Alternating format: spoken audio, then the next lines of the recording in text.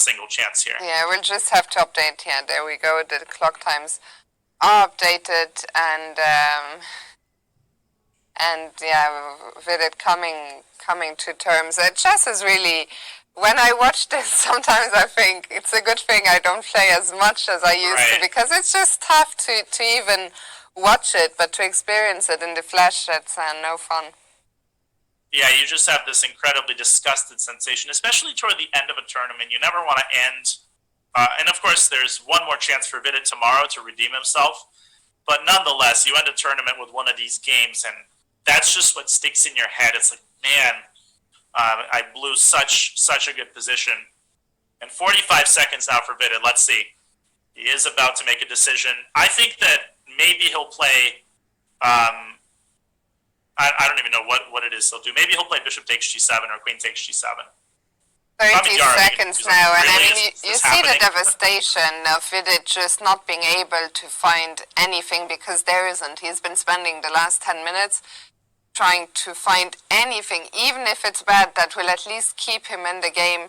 But now, Danya, 15 seconds. Right, and I just, there's a comment in the chat that I assume know what the eval is. Well, they do know what the eval is. In this case, Vidit probably established that within the first 2 milliseconds of looking at the position. And he's taken on g7. Which is a good try. Yeah, probably one of the best tries. So queen takes is what we're expecting. Yeah, and I mean, knight f6 check is possible here. Rook takes f6. Unfortunately, white has to trade queens. Now, this is completely lost as well. But the interesting thing is that black even can play the move queen takes d3.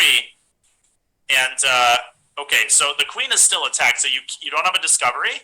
After queen g5, the fearless f takes c4 simply wins the second piece. I don't think Shakir is going to go for this. This is a very gutsy decision, because if the bishop gives a check on f6, then the knight covers. If the bishop gives a check on e5, then the rook covers. After queen takes e7, the game-winning move is queen takes h3. But I don't see the point in going for something this concrete when you can just take on g7 and literally just immediately force a queen trade. Well, Shakir has plenty of time on the clock, so he might be considering it. We're gonna go on a actually, he's made a move, and he has. You're absolutely correct, Daniel. Simply taken on g7. Why complicate his life? Yeah, and let's just see if Vidit resigns here. Will he play? No, he'll play another move. He'll take the queen, and then he'll probably go knight g5 and, make a couple more moves, do his best. He does have a 3-on-1 on the king side. Unfortunately, that pales in comparison to the extra piece, of course. So yeah, knight g4 is on the board, and well, we might see him play until move 40. Sometimes, I think, when you're under a minute, you just play on up until you've made the time control, and you reconsider then. Right.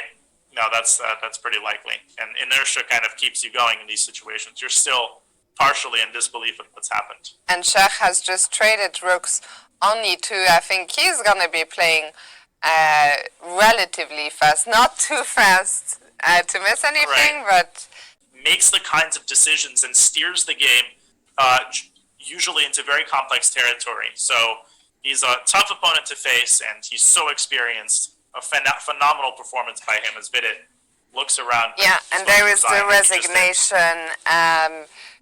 For Vidit, a very, very tough game. He was in the driver's seat, but one oversight, and Shach, of course, sized his chance immediately, never looked back.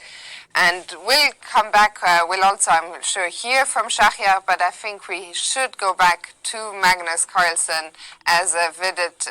He is clearly in shock and just ran out of the playing hall, but I think we understand.